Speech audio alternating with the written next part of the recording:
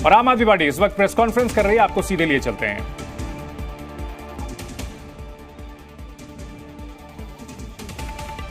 तो आम आदमी पार्टी जिसके लिए बड़ी राहत, उसके सबसे बड़े नेता और स्टार कैंपेनर अरविंद केजरीवाल को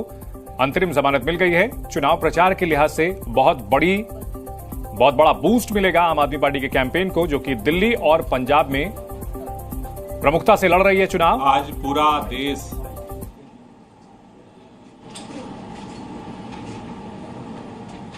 जिस बात का इंतजार कर रहा था, लोकसभा चुनाव जो लोकतंत्र का महापर्व होता है, इस लोकसभा चुनाव के दौरान जिस तरह से 3-3 बार के प्रचंड बहुमत से चुने हुए मुख्यमंत्री को लोकसभा चुनाव में प्रचार से केंद्र की भारतीय जनता पार्टी की मोदी सरकार ने वंचित किया था, आज सर्वोच्च न्यायालय ने इस देश से मोहब्बत करने वाले, संविधान से मोहब्बत करने वाले, लोकतंत्र से मोहब्बत करने वाले के दिलों में एक उम्मीद की किरण जगाई है। हम पूरे दिल्ली के लोगों की तरफ से, देश के संविधान प्रेमियों की तरफ से, पूरी पार्टी की तरफ से सर्वोच्च न्यायालय का धन्यवाद करना चाहते हैं कि उन्होंने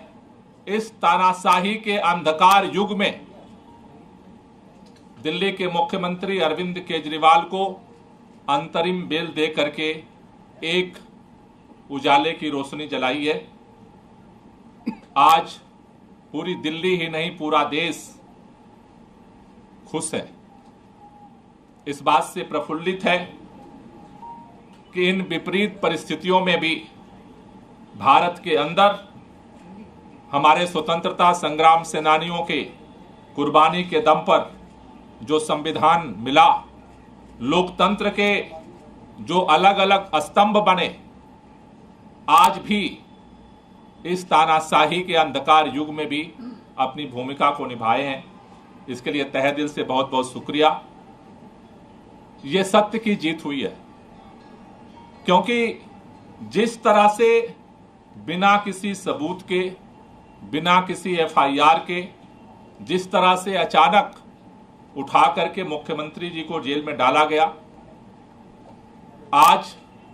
सुप्रीम कोर्ट के अंतरिम बेल मिलने से एक बात साबित हुई है कि आज सत्य की जीत हुई है और लोगों में एक उम्मीद की किरण बंधी है। मैं पूरे दिल्ली के लोगों से, देश के लोगों से एक ही बात कहना चाहता हूं कि जो इस देश के अंदर हम सब ने मिलकर के लोकतांत्रिक तरीके से, संवैधानिक तरीके से, वोट की ताकत से इस देश से तानाशाही को खत्म करने का, संविधान को बचाने का, लोकतंत्र को बचाने का जो अभियान चलाया है, अरविंद केजरीवाल जी के बाहर आने से ये और मजबूत होगा। पूरा देश मिलकर के इस लड़ाई को लड़ेगा और इस देश के अंदर लोकतंत्र को और संविधान को बचा करके इस देश को और मजबूत करेगा। तो मैं पुनः सभी लोगों को बधाई भी देना चाहता हूं और खास तौर से सुप्रीम कोर्ट का धन्यवाद करना चाहता हूं। मैं चाहूंगा कि आतिशी जी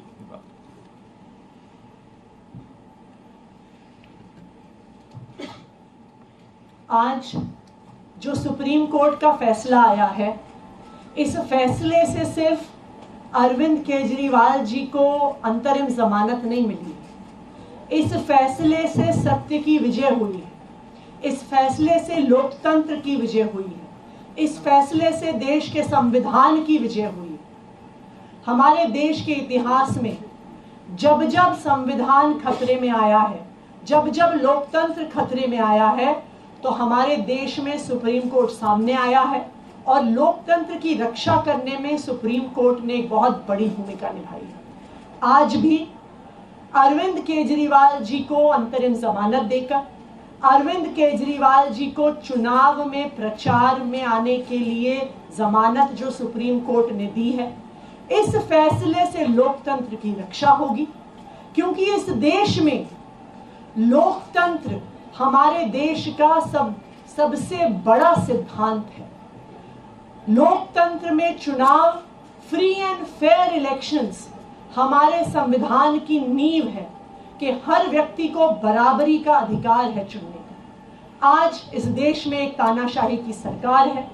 एक सरकार जो विपक्ष को खत्म करने की कोशिश कर रही है, एक सरकार जो लोकतंत्र को खत्म करने की कोशिश कर रही है, और एक सरकार जो आज देश के संविधान को खत्म करने की कोशिश कर रही है। लेकिन इस तानाशाही का अंत होगा और 2024 के ही इस चुनाव में होगा। और मैं एक बार फिर सुप्रीम कोर्ट का धन्यवाद करना चाहती हूं सामने आकर लोकतंत्र को बचाने के लिए। और मैं इस देश के लोगों से अपील करना चाहती हूं कि इस देश को, अपने लोकतंत्र को और अपने संविधान को बचाने के लिए ये आखिरी मौका है। इसलिए हम सब की जिम्मेदारी है कि हम सबको मिलकर अपनी वोट की ताकत से इस तानाशाही को खत्म करना है। धन्यवाद। सौरभ,